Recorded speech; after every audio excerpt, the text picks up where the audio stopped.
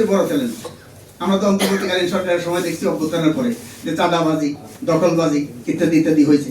তাহলে সেইগুলো দলকে নিয়ন্ত্রণ করতে না পারলে এখন কিন্তু একটা শক্তিশালী উগ্র ধর্মান্ধ শক্তি একটা বিরোধী দল হিসেবে এখানে আছে।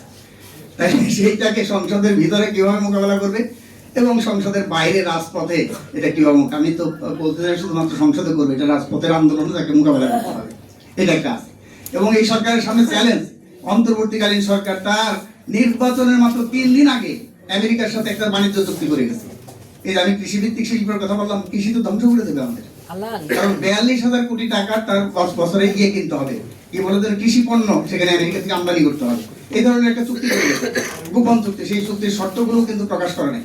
এই জন্য এই সরকারের কাছে আমাদের দাবি থাকবে যে আপনি এই 55 বছরে শুধু ভারত না, ভারত, আমেরিকা, জাপান সহ বিভিন্ন দেশের সাথে যে আন্তর্জাতিক চুক্তি হয়েছে সেই চুক্তিগুলো জনসম্মুখে প্রকাশ করেন এবং যেই জাতীয় স্বার্থ বিরোধী যে চুক্তিগুলো আছে সেগুলো বাতিল করার জন্য পদক্ষেপ গ্রহণ করেন। এইটা এই সরকারের এই 100 দিনের অগ্রাধিকারের মধ্যে আমাদের একটা দাবি, সেটা একটা করা দরকার। আর একটা হলো যে যেটা আছে এই সরকারের সময়, বিগত সরকারের অন্তর্বর্তীকালীন সরকারের সামনে 3টা কথা ছিল, যে বিচার, সংস্কার, নির্বাচন। নির্বাচনটা হয়েছে, নির্বাচন নিয়ে আমি কথা বলতে চাই না, নির্বাচন সম্পর্কে অনেক। এই নির্বাচনে আমরা বলছি যে নির্বাচন ব্যবস্থা সংস্কারের জন্য যে প্রস্তাবগুলো নির্বাচন সংস্কার কমিশন দিয়েছিল একটাও মানে নেই সেখানে। এই নির্বাচনটা তো হচ্ছে কোটিপতিদের নির্বাচন। এখন 2034 জন ছিল প্রার্থী 300 আসনে, 891 জন ছিল কোটিপতি, 27 জন ছিল 100 কোটি টাকার বেশি। এবং এই যে নির্বাচন হয়েছে যে 300 আসনে 296 সাথে 98টার ফল প্রকাশ হয়েছে, তাহলে সেখানকার মধ্যে 236 জন হলো যে কোটিপতি। চিন্তা করে দেখেন, এটা তো বাস্তবে একটা কোটিপতিদের ক্লাব হয়েছে। তাহলে এই কোটিপতিদের ক্লাবে জনগণের স্বার্থ, দেশের স্বার্থ, গরিব সাধারণ মানুষের স্বার্থ, শ্রমজীবী মানুষের স্বার্থ কিভাবে রক্ষা হবে সেটা কিন্তু আমরা বুঝা পাই না। সেগুলোকে কিভাবে নিয়ন্ত্রণ করবে সেটা একটা দেখার ব্যাপার আছে। আর এই বিচারের ব্যবস্থাও কিন্তু শেখ হাসিনার বিচার ছাড়া আর কারো কিন্তু বিচার হয় নাই।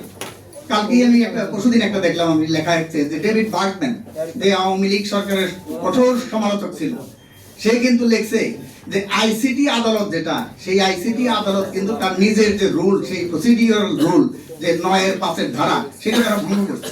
সেটা বলছে যে 1 বছরের মধ্যে যদি কোনো অভিযুক্ত তার চার্জশিট দাখিল করা না যায় তাহলে তার এখানে জামিন দিতে হবে, তাকে আটকে রাখা হবে।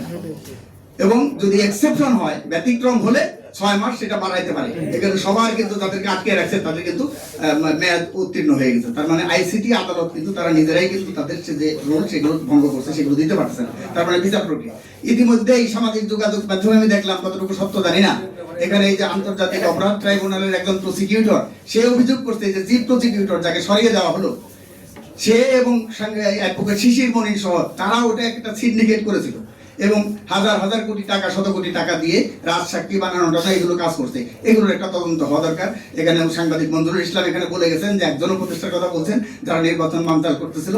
মানব জমিনের রিপোর্ট বেরিয়েছে, নাম প্রকাশ করে নাই, কিন্তু ইন্ডিকেশন যেগুলো আছে সেগুলো সবাই বুঝতে পারেন যে 3 জন উপদেষ্টা কমপক্ষে তারা এই নির্বাচন বানচাল করার জন্য মরিয়া হয়েছিল এবং বিভিন্ন সময় মব তৈরি করে এই নির্বাচনের যে প্রক্রিয়া, সেই প্রক্রিয়াটাকে বানচাল করার জন্য চেষ্টা করছিল।